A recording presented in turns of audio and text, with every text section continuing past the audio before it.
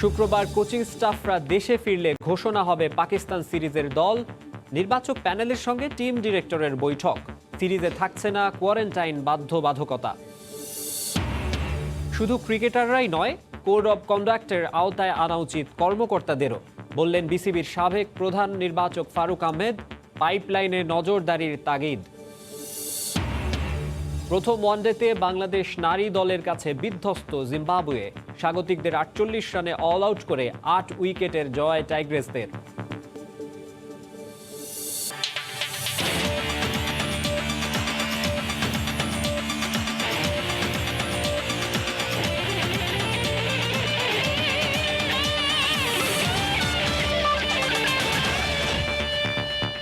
এই মুহূর্তে আবুধাবিতে আছেন রিপোর্টার নিয়ন মোহাইমিন। সরাসরি যুক্ত হচ্ছি তার সঙ্গে। নিয়ন,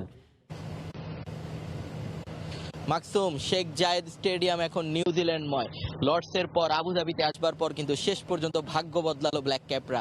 আপনি জানেন লর্ডসে 2019 সালে যে ঘটনাটা ঘটেছিল, তারপরে নিজেদের ভাগ্য বদলানোর আপ্রাণ চেষ্টা করেছে তারা। ওয়ার্ল্ড টেস্ট চ্যাম্পিয়নশিপেও জিতেছিল, কিন্তু তারপরও সেই একটা গেরো আটকে ছিল যে ইংল্যান্ডকে হারাতে হবে আইসিসির কোনো একটা ইভেন্টে।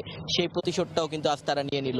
আমরা দেখেছিলাম প্রি ম্যাচ কনফারেন্সে কিন্তু অনেকবার এই প্রশ্নটা উঠেছিল, কিন্তু বারবারই তারা সেটাকে ইগনোর করে গেছেন। বলেছেন প্রফেশনাল ক্রিকেটে এই ধরনের কোনো কিছুর আসলে দাম নেই। কিন্তু শেষ পর্যন্ত আমরা দেখেছি ড্যারিল মিচেলের রাজস্বিক এক ইনিংসে রীতিমতো ইংল্যান্ডকে ঘুরিয়ে দিয়েছে নিউজিল্যান্ড। আপনি যদি দেখেন যে প্রথম দিকেই কিন্তু ম্যাচটা ইংল্যান্ড একেবারে দাপটের সঙ্গে নিজেদের পকেট পুরে নিয়েছিল, কিন্তু শেষ পর্যন্ত ডেভন কনওয়ে এবং ড্যারিল মিচেল যেভাবে ম্যাচটাকে টেনে নিয়ে গেছেন, সেটা আসলে বাংলাদেশ কেন অন্যান্য যে কোনো ক্রিকেটিং কান্ট্রি যারা ক্রিকেট খেলছে তাদের সবার শিক্ষণীয় একটা জিনিস আর কি। এটা পুরো যে ম্যাচটা ঘিরে কিন্তু ইংল্যান্ড শেষ পর্যন্ত দাপট দেখিয়েছে, কিন্তু একেবারে শেষ মুহূর্তে কিছুটা মুহূর্ত জিমি নিশাম এবং ডেভন কনওয়ে যখন ব্যাটিং করেছেন এবং পরবর্তীতে ড্যারিল মিচেল যখন ব্যাটিং করেছেন, একচ্ছত্রভাবে পুরো ম্যাচটাকে কিন্তু তারা নিজেদের দিকে নিয়ে এসেছেন এবং সেই দাপটের সঙ্গে ম্যাচটাকে শুধু নিয়েই আসেননি, তারা কিন্তু শেষ পর্যন্ত জয়ের হাসি এসেছেন। অনেকেই সন্দেহ প্রকাশ করেছিলেন যে নিউজিল্যান্ড শেষ পর্যন্ত ম্যাচটা জিততে পারবে কিনা, কারণ প্রথমেই উইকেটটি হারিয়ে ফেলেছিলেন তারা। বিশেষ করে মার্টিন গ্যাপটিল এবং কেন উইলিয়ামসন আউট হয়ে যাবার পরে অনেকেরই একটা সন্দেহ দানা বেঁধেছিল যে শেষ পর্যন্ত হয়তোবা আবারও লর্ডসের ভাগ্য বরণ করতে হবে নিউজিল্যান্ডকে। কিন্তু শেষ পর্যন্ত নিউজিল্যান্ড কিন্তু সেই ভাগ্যটা ঘুরিয়ে দিতে সক্ষম হয়েছে এবং ইংল্যান্ডকে দেখিয়ে দিয়েছে যে নিজেদের দিনে গেম প্ল্যান ঠিক থাকলে, স্কিলের ঠিক মতো প্রয়োগ করতে পারলে ম্যাচ যে কারো পক্ষেই জয় সম্ভব। আজ শেখ জায়েদ স্টেডিয়ামে প্রচুর দর্শক হয়েছে, যদিও বেশিরভাগ দর্শকই আমরা দেখেছি ইংলিশ সমর্থক ছিলেন। তাদের অনেকেরই মন খারাপ। ম্যাচ শেষ হওয়ার পরপরই তারা অনেকেই বের হয়ে গেছেন। আমাদের সঙ্গে কথা বলতে চাননি বেশিরভাগ মানুষই, তাদের সঙ্গে কথা বলতে চেয়েছিলাম, কিন্তু বেশিরভাগ মানুষেরই হতাশা এবং মন খারাপ হওয়ার কারণে কিন্তু তারা চলে গেছেন। এবং নিউজিল্যান্ডের দর্শকরা গুটি কয়েক ছিল। মাঠে যখন খেলা চলছিল তাদের সেরকম কোনো আওয়াজও কিন্তু শোনা যায়নি। বিশেষ করে ইংল্যান্ড যখন 4 ছক্কা মারছিল এবং আউট হচ্ছিল নিউজিল্যান্ডের ব্যাটসম্যানরা, তখন কিন্তু প্রচণ্ড গগন বিদারী চিৎকারে পুরো এলাকা প্রকম্পিত হচ্ছিল। কিন্তু পরবর্তীতে আমরা দেখেছি যে নিউজিল্যান্ড ম্যাচ জিতবার পর কিন্তু সেই পুরো পাশার দানটা ঘুরে গেছে এবং নিউজিল্যান্ডের দর্শকরা আনন্দ উল্লাস করতে করতে শেখ জায়েদ ছেড়েছেন। এখন শেষ পর্যন্ত অপেক্ষা দুবাই স্টেডিয়ামে তাদের প্রতিপক্ষ কে হয় এবং আরও একটি ফাইনালের মুখে নিউজিল্যান্ড। মাকসুম, এই ছিল আমার কাছে আবুধাবি থেকে সবশেষ। খুবই উত্তেজনাপূর্ণ একটি সেমিফাইনাল অনুষ্ঠিত হয়েছে এবং প্রথম ফাইনালিস্ট এবারের বিশ্বকাপের পাওয়া গেছে। আবুধাবি থেকে যুক্ত হয়ে সেই খবরই জানাচ্ছিলেন রিপোর্টার নিয়ন মোহাইমিন। এদিকে টি-20 বিশ্বকাপের হাই ভোল্টেজ ম্যাচে মুখোমুখি হচ্ছে পাকিস্তান এবং অস্ট্রেলিয়া। পুরো আসরে দাপট নিয়ে খেলা পাকিস্তান এই ম্যাচে কিছুটা ব্যাকফুটে। অসুস্থতার কারণে এই ম্যাচে অনিশ্চিত শোয়েব মালিক এবং মোহাম্মদ রিজওয়ান। তবে দেশবাসীকে আনন্দের উপলক্ষ এনে দিতে চান অধিনায়ক বাবর আজম। আর অস্ট্রেলিয়া চায় মোমেন্টাম ধরে রেখে ফাইনাল খেলতে। দুবাই আন্তর্জাতিক ক্রিকেট স্টেডিয়ামে সেমিফাইনাল ম্যাচটি মাঠে গড়াবে আগামীকাল বাংলাদেশ সময় রাত 8টায়। দুবাই থেকে খলিলুর রহমানের ক্যামেরায় সাজিদ মুস্তাহিদের রিপোর্ট। টুর্নামেন্ট শুরুর আগে হয়তো কেউই ভাবেনি এতটা দাপট নিয়ে সেমিফাইনালে খেলবে পাকিস্তান। তবে আরও একবার আনপ্রেডিক্টেবল তকমার প্রমাণ দিয়েছে তারা। একমাত্র দল হিসেবে সুপার 12-এ সব ম্যাচ জিতে জায়গা করে নিয়েছে সেরা 4-এ।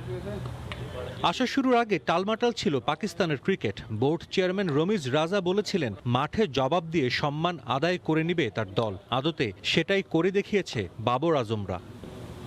দ্বিতীয় শিরোপা থেকে মাত্র 2 ধাপ দূরে দল। তবে গুরুত্বপূর্ণ এই ম্যাচের আগে ধাক্কা খেয়েছে পাকিস্তান। ফ্লুর জন্য অনিশ্চিত শোয়েব মালিক ও মোহাম্মদ রিজওয়ানের খেলা। যদিও তাদের জন্য ম্যাচের দিন শেষ মুহূর্ত পর্যন্ত অপেক্ষা করবে টিম ম্যানেজমেন্ট। তবে মালিক রিজওয়ান খেলতে না পারলে তাদের পরিবর্তে একাদশে দেখা যাবে হায়দার আলী ও সরফরাজ আহমেদকে।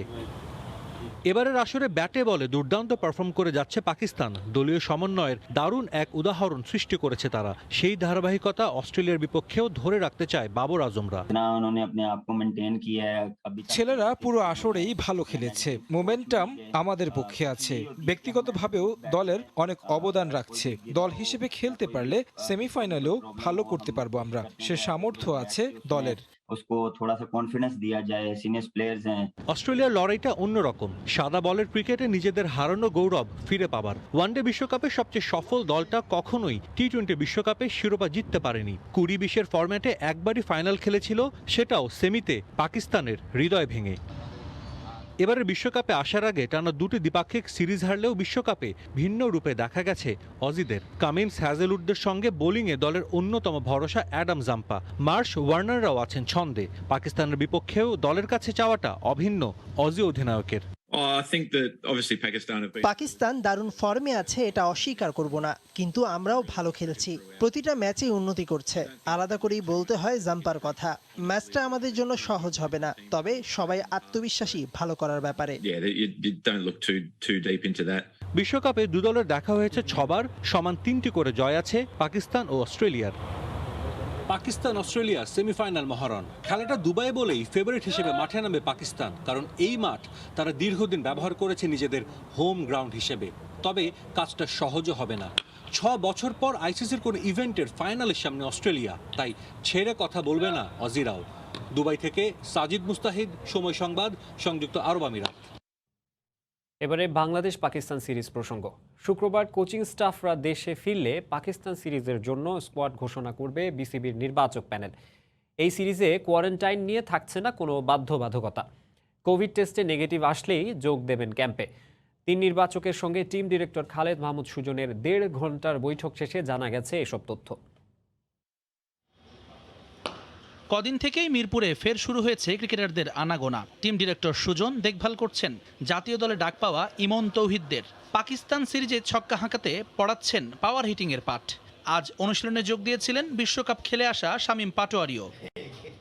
মিরপুরের ভেতরে ব্যস্ততা শেষ হতে না হতেই 2 নম্বর গেটে মনোযোগ গণমাধ্যমের। খবর মিলেছে আরব আমিরাতে ব্যর্থতার 16 কলা পূরণ করা টাইগারদের স্কোয়াডে আমূল পরিবর্তন আনতে মিটিংয়ে বসবেন নির্বাচকরা। বৈঠকে থাকবেন টিম ডিরেক্টরও। অপেক্ষা দীর্ঘ নয়, একে একে বোর্ডে পৌঁছলেন নান্নু, বাশার, রাজ্জাকরা। কিছুক্ষণের মধ্যেই হাজির খালেদ মাহমুদ সুজনও। চলল প্রায় 1.5 ঘন্টার লম্বা বৈঠক। তবে পরের গল্পটা একটু হতাশার। ক্যামেরার সামনে কথা বলতে রাজি না হলেও সাংবাদিকদের সঙ্গে কথা বলেছেন। মিটিংয়ে কি আলোচনা করা হলো সেটাই আগ্রহের কেন্দ্রে। বিপত্তিটা সেখানেই। প্রধান নির্বাচকের ভাষ্যের সঙ্গে মিলল না বাকিদের দেয়া তথ্যগুলো। প্রাথমিক নাকি চূড়ান্ত স্কোয়াড, সদস্য 18 নাকি 15, তা নিয়ে তথ্য বিভ্রাটে পড়তে হলো।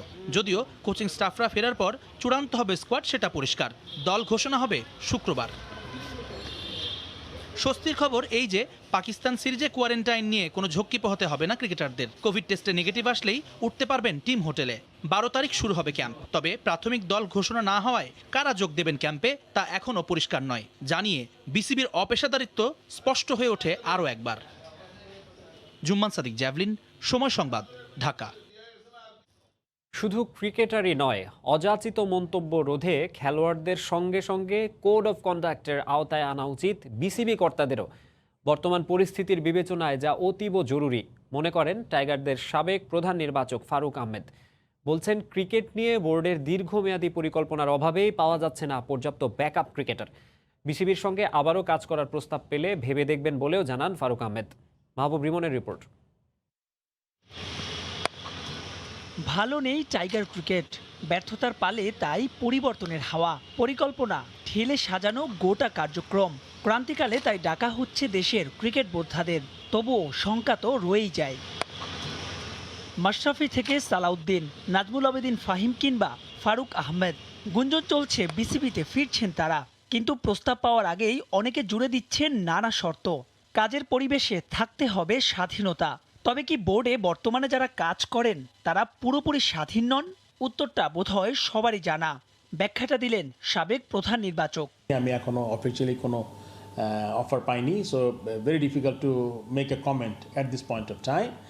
বাট যদি ধরে নিচ্ছি যদি কোনো দিন এরকম আসে, তাহলে ডেফিনেটলি আমি ওইভাবেই চিন্তা করবো যে কাজের স্কোপ কতটুকু, যে কারণে আমি তো একটা পার্টিকুলার কারণে আমি কাজটা ছেড়েছিলাম। সো ওই জিনিসটা কতটুকু ইমপ্রুভ করবে, স্বাধীনতা কতটুকু কাজ করতে পারবো কিনা, কাজের স্কোপ আছে নাকি, যদি এরকম হয় তাহলে ডেফিনেটলি বিবেচনা করবো। জাতীয় দলে চলছে ক্রান্তিকাল। মাঠের পারফরমেন্সের সঙ্গে ক্রিকেটার বোর্ড কর্তাদের অযাচিত মন্তব্যে সামগ্রিক পরিবেশ হচ্ছে উত্তপ্ত। ফারুক আহমেদের পরামর্শ, খেলোয়াড়দের সঙ্গে কোড অফ কন্ডাক্টের আওতায় আনা উচিত বিসিবি কর্তাদেরও। There is a code of conduct for players, code of conduct থাকা উচিত অফিসিয়ালদেরও, ম্যানেজমেন্টেরও, যে তারা কতটুকু কীভাবে কী বলতে পারে, কতটুকু ডিরেক্ট বলতে পারে। কিছু কথা আছে যেটা হলে গিয়ে হয়তো রুমের মধ্যে হবে, যেটা বাইরে যাবে না, কিন্তু সব কথা যদি আমরা বাইরে বলে ফেলি তাহলে কিন্তু আসলে তখন কিন্তু এটা পর্যায়ে চলে যায়, এটা রেশারেশির পর্যায়ে চলে যায়। এটাও কিন্তু আপনি তখন আর পারফরমেন্স চিন্তা করবেন না, তখন চিন্তা করবেন কখন ভালো খেলে এই কথার উত্তর দিব। সো এই জিনিসটা কাম্য না, আমি মনে করি এটা থেকে বেরিয়ে আসা দরকার। আক্ষেপ আছে পাইপলাইনের সংকট নিয়েও। বললেন, ক্রিকেট নিয়ে স্বল্প মেয়াদে পরিকল্পনাই হচ্ছে কাল, ফলাফল পাওয়া যাচ্ছে না সাকিব তামিমদের যোগ্য উত্তরসূরি। তার সময় হয়নি, আপনি চান্স দিয়েছেন, আবার কিন্তু 4টা ম্যাচের পর তাকে আপনি ছুঁড়ে ফেলেছেন। এইটা কিন্তু একটা টিমের জন্য কোনোভাবেই আপনি ভালো কোনো কাজ করতে পারবেন না। আপনার পাইপলাইনে 4টা প্লেয়ারকে আপনি টার্গেট করেছেন, আপনার ওপেনিং একটু উইক আছে, ওপেনিংয়ে একটা ব্যাটসম্যান আপনি চান, ওপেনিং ব্যাটসম্যানটাকে আপনি কোন ট্যুরে আপনি চান্স দিবেন। সো এই জিনিসগুলো আমি খুব ল্যাকিং দেখেছি। সেই সঙ্গে শুধুমাত্র পরিকল্পনাতেই নয়, করোনাকাল আর সামনের ব্যস্ত শিডিউলের কথা চিন্তা করে এখনই 3 ফরম্যাটের জন্য আলাদা দল গঠনের পরামর্শ টাইগারদের সাবেক এই অধিনায়কের। মাহবুব রিমন, সময় সংবাদ, ঢাকা। শিক্ষার কোনো শেষ নেই, কথায় বলে দোলনা হতে কবর পর্যন্ত শিক্ষাকাল। কিন্তু এই একই শিক্ষা যদি বছরের পর বছর ধরে নিতে হয়, তবে প্রশ্ন জাগে, কবে শেষ হবে শিক্ষা সফর? একই প্রশ্ন তোলা যায় বাংলার ক্রিকেটারদের নিয়ে। কারণ বাংলাদেশ দলের অনেকেই এ নিয়ে 7টি বিশ্বকাপ খেলে ফেললেও এখনও শেষ হয়নি তাদের ভুল থেকে শিক্ষা নেওয়ার অধ্যায়। তাদের নিয়েই আমাদের ধারাবাহিক প্রতিবেদনে আজ থাকছে মাহমুদুল্লাহ রিয়াদ পর্ব।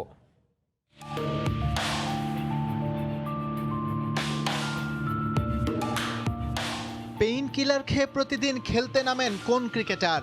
এই প্রশ্নের জবাব মাহমুদুল্লাহ রিয়াদ। ইউএই বিশ্বকাপ খেলতে গিয়ে বাংলাদেশ ক্রিকেটের সাইলেন্ট কিলার নিজের নামটাই যেন বদলে ফেললেন। তো ঘুরে দেখা যাক পেইন কিলার নেয়ার আগে শুরুর দিকে তার ক্যারিয়ার ছিল কতটা ব্যথামুক্ত।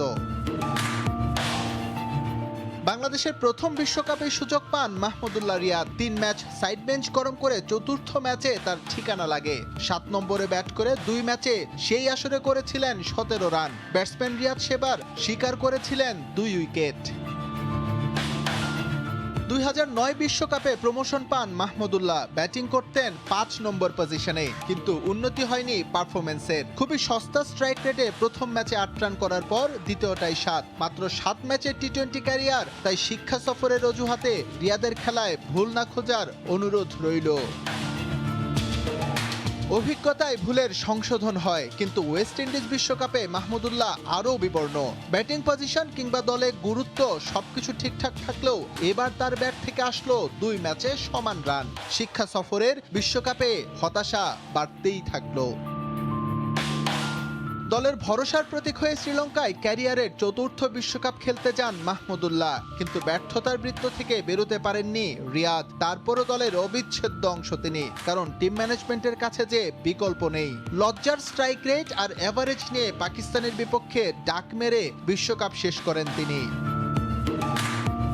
টানা 3 বিশ্বকাপে ব্যর্থতার দায়ে মাহমুদুল্লাহ রিয়াদকে আবারও তার পুরনো পজিশন 7 নম্বরে ফিরিয়ে আনে ম্যানেজমেন্ট। এবার অবশ্য কিছুটা রানের দেখা পান তিনি, যদিও আন্তর্জাতিক পরিমণ্ডলে তা তুলনা করার মতো না। তবে বল হাতে ঢাকা চট্টগ্রাম বিশ্বকাপ তার ভালোই কেটেছিল। 2016 বিশ্বকাপে ট্র্যাজেডির জন্ম দেন মাহমুদুল্লাহ রিয়াদ। স্লো স্ট্রাইক রেটে খেললেও তার ব্যাটে টিকে ছিল ভারত বধের স্বপ্ন, কিন্তু অযাচিত শটে তিনিও সম্ভাবনা মারে এসেছিলেন বেঙ্গালুরুর মাঠে। 6টি বিশ্বকাপ খেলেও শিক্ষা সফর থেকে রিয়াদ যে এতদিন কিছুই শেখেননি তা দেখেছিল ক্রিকেট বিশ্ব। আরব আমিরাত বিশ্বকাপ নানা কারণেই মনে রাখবে বাংলাদেশ। তার মধ্যে মাহমুদুল্লাহ রিয়াদের পেইন কিলার দুঃখ কথাও নিশ্চয়ই ভোলার মতো নয়। এই বিশ্বকাপে অধিনায়ক হয়েও দলকে এক সুতোয় বাঁধতে ব্যর্থ ছিলেন তিনি। ব্যাট হাতে একটা 50 হয়তো করেছিলেন, ওটাই একমাত্র সফলতা। কারণ রান এভারেজ কিংবা স্ট্রাইক রেট সবখানেই যে হতাশার মন্ত্রায়ন। এসএম ইকবাল, সময় সংবাদ। নারী ক্রিকেটের খবর। 3 ম্যাচ সিরিজের প্রথম ওয়ানডেতে বাংলাদেশ নারী দলের কাছে বিধ্বস্ত হয়েছে জিম্বাবুয়ের নারীরা। শুরুতে ব্যাট করতে নেমে মাত্র 48 রানে অল আউট হয় স্বাগতিকরা। লক্ষ্য তাড়া করতে নেমে মাত্র 2 উইকেট হারিয়েই জয় নিশ্চিত করে ফেলে টাইগ্রেসরা। বুলাওয়ের কুইন্স স্পোর্টস ক্লাব মাঠে টস জিতে ফিল্ডিংয়ের সিদ্ধান্ত নেন বাংলাদেশ দলের ভারপ্রাপ্ত অধিনায়ক ফাহিমা খাতুন। আঙুলের ইনজুরিতে এদিন খেলতে পারেননি নিয়মিত অধিনায়ক নিগার সুলতানা জ্যোতি। শুরুতে ব্যাট করতে নেমে মাত্র 6 রান আসে জিম্বাবুয়ের উদ্বোধনী জুটিতে। সালমা জাহানারা নাহিদাদের তাণ্ডবে নিয়মিত বিরতিতে উইকেট হারাতে থাকে স্বাগতিক দলের নারীরা। জিম্বাবুয়ের নারী দলের ইনিংসে সর্বোচ্চ 17 রান তোলেন প্রিসিয়াস। বাংলাদেশের হয়ে জাহানারা, সালমা ও নাহিদা নেন 3টি করে উইকেট। জবাবে ব্যাট করতে নেমে 21 রানে মুর্শিদা ও শামিমা বিদায় নিলেও জয় পেতে খুব একটা কষ্ট হয়নি টাইগ্রেসদের। ফারজানার 11 ও রুমানার অপরাজিত 16 রানের সুবাদে 2 উইকেট হারিয়ে জয়ের বন্দরে পৌঁছে যায় বাংলাদেশ।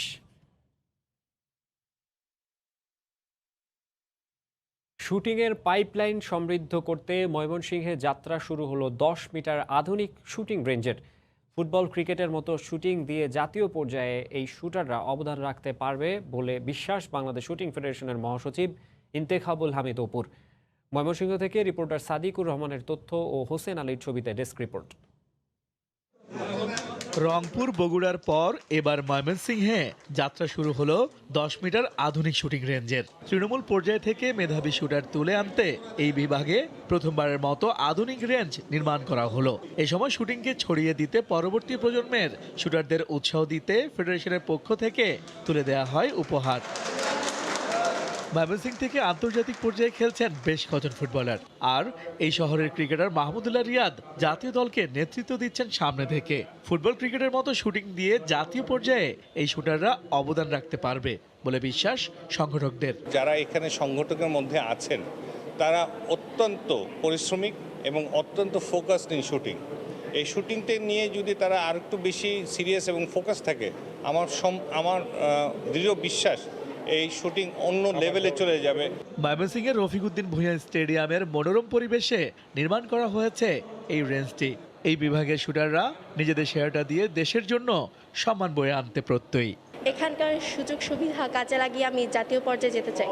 আমি অপ্রমত্ত জাতীয় পর্যায়ে এগুলো নিয়ে রাইফেল জাতীয় পর্যায়ে যেতে চাই। ময়মনসিংহ থেকে যেমন বাংলাদেশে ক্রিকেট, ফুটবলে অনেকে শাইন করছে, সেরকম আমরাও এটার মাধ্যমে এটা কাজে লাগিয়ে আমরা বাংলাদেশে একটা ভালো লেভেলে যেতে চাই। আমরা এখন ছোট পর্যায়ে শিখতে পারবো, এরপর জাতীয় পর্যায়ে। যেহেতু এটা স্টার্ট হয়েছে, এটা আরও ডেভেলপ হবে, আমরা সবাই চাই। এদিকে জাতীয় ক্রীড়া পরিষদের একই প্রকল্পের আওতায় পরবর্তীতে উদ্বোধন করা হবে বরগুনা ও পটুয়াখালী রেঞ্জের। সময় সংবাদ, ময়মনসিংহ। আবারও ক্রিকেটের খবর। না ফেরার দেশে চলে গেলেন বাংলাদেশের ক্রিকেটের প্রথম ট্রিপল সেঞ্চুরিয়ান জাতীয় দলের সাবেক ক্রিকেটার তারিকুজ্জামান মনির। দুপুর 3:30টায় ঢাকা থেকে সিলেট যাওয়ার পথে ব্রাহ্মণবাড়িয়ায় হৃদরোগে আক্রান্ত হয়ে ইন্তেকাল করেন তারিকুজ্জামান। মৃত্যুকালে তার বয়স হয়েছিল 61 বছর। তিনি স্ত্রী ও এক ছেলেসহ বহু গুণাগ্রাহী রেখে গেছেন। মনিরের মৃত্যুতে শোক জানিয়েছে বাংলাদেশ ক্রিকেট বোর্ড, বিসিবি ও আবাহনী লিমিটেড। খেলোয়াড়ি জীবনে জাতীয় ক্রিকেট চ্যাম্পিয়নশিপে দেশের প্রথম ট্রিপল সেঞ্চুরি করেছিলেন মনির। তিনি বিসিবির লজিস্টিক অ্যান্ড প্রটোকল কমিটিরও সাবেক সদস্য সচিব হিসেবে কাজ করেছেন। ঢাকায় 2011 সালে ওয়ানডে বিশ্বকাপের টুর্নামেন্ট ম্যানেজার হিসেবেও দায়িত্ব পালন করেছেন তিনি।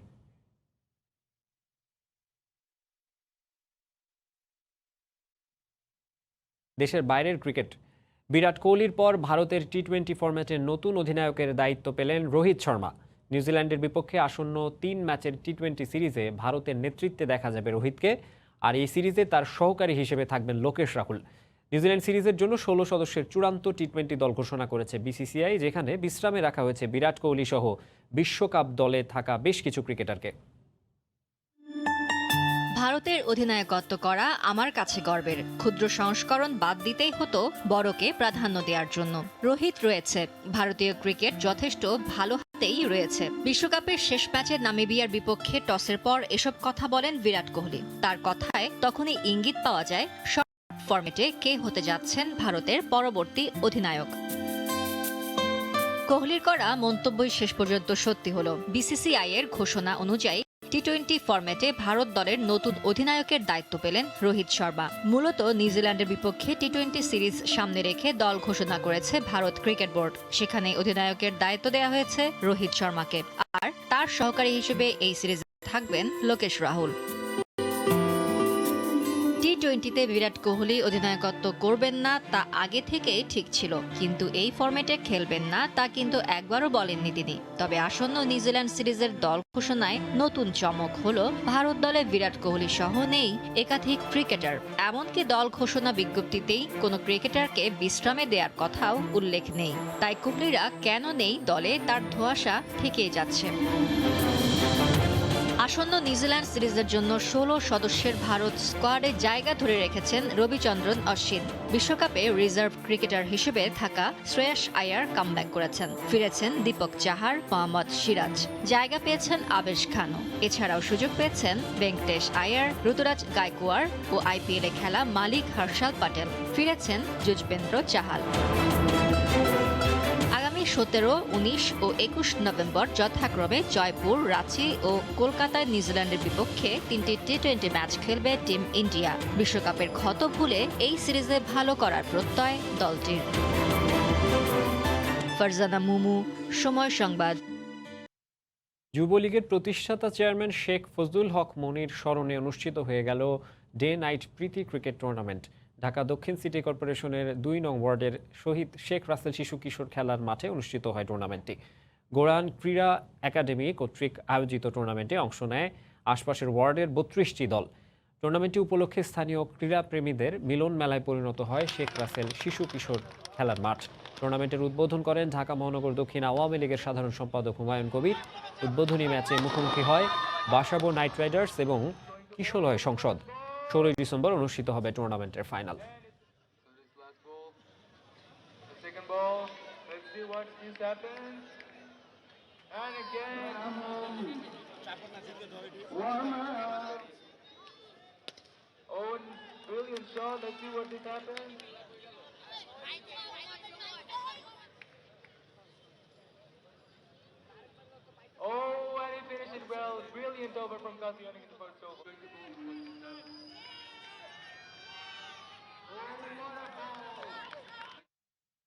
এ পর্যায়ে খেলার সময় শীর্ষ সংবাদ জানিয়ে দেব আরেকবার। শুক্রবার কোচিং স্টাফরা দেশে ফিরলে ঘোষণা হবে পাকিস্তান সিরিজের দল। নির্বাচক প্যানেলের সঙ্গে টিম ডিরেক্টরের বৈঠক। সিরিজে থাকছে না কোয়ারেন্টাইন বাধ্যবাধকতা। এবং প্রথম ওয়ানডেতে বাংলাদেশ নারী দলের কাছে বিধ্বস্ত জিম্বাবুয়ে। স্বাগতিকদের 48 রানে অল আউট করে 8 উইকেটের জয় টাইগ্রেসদের।